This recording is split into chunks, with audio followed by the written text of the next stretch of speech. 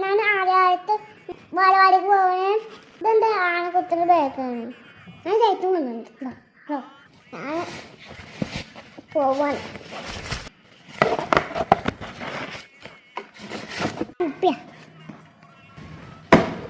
അപ്പൊ കഴിച്ചാൻ പോകുന്നത്. അപ്പൊ അങ്ങനെ ഇറങ്ങിയിട്ടുണ്ട്. നാണും എമീനും നടന്ന് പോയി.